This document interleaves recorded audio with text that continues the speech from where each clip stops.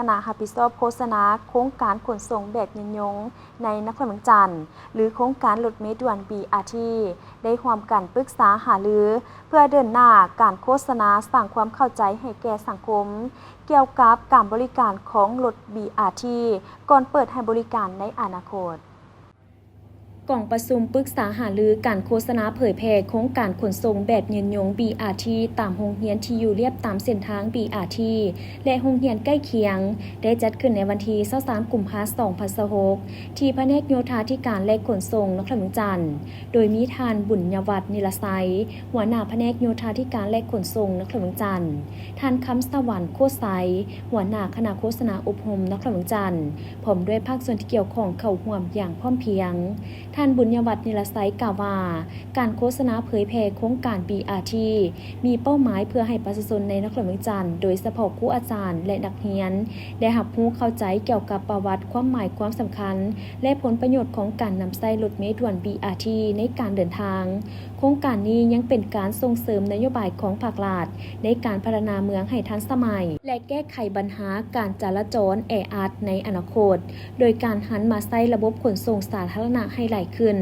ซึ่งกิจกรรมโฆษณาเน้นใส่โรงเรียนต่างๆตามเส้นทาง BRT เส้นมหาวิทยาลัยแห่งชาติโรงเรียนมส.สาธิตโรงเรียน SOS โรงเรียนมส.ลาวเวียดโรงเรียนมส.มิตรภาพลาวโฮจิมินห์โรงเรียนมส.หนองบอนโรงเรียนมส.สินไซโรงเรียนมส.เวียงจันทน์โรงเรียนมส.เจ้าอนุวงศ์และโรงเรียนมส.เพียวาดโดยจุดประสงค์หลักแม่นเพื่อสุขยูให้ครูอาจารย์นักเรียนและนักศึกษาหันมานำใช้รถเมล์ BRT ให้หลายขึ้นเพื่อลดพรการจราจรแออัดลดพรความเสี่ยงอุบัติเหตุและสร้างวินัยการเดินทางที่ปลอดภัยในสังคมและทั้งรักษาสิ่งแวดล้อมจากนั้นในกล่องประชุมยังได้ปรึกษารูปแบบการโฆษณาผ่านสื่อต่างๆและหารือปัญหาที่เกี่ยวข้องเพื่อให้การดำเนินเวียกงานมีประสิทธิผลสูงสุดเหตุแนวใดจะช่วยโฆษณาสื่อสารให้สังคมได้เข้าใจถึงความสำคัญและความสะดวกสบายในการใช้บริการของรถเมล์ด่วน BRT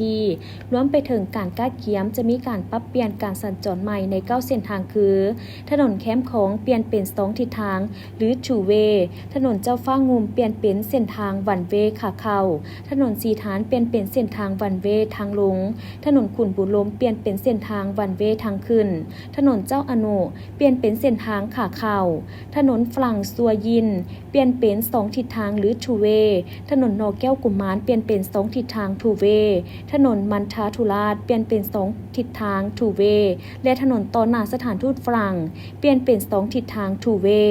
ซึ่งจะได้เริ่มจัดตั้งปฏิบัติอย่างเป็นทางการในวันที่28 กุมภาพันธ์ 2026 นี้เป็นต้นไป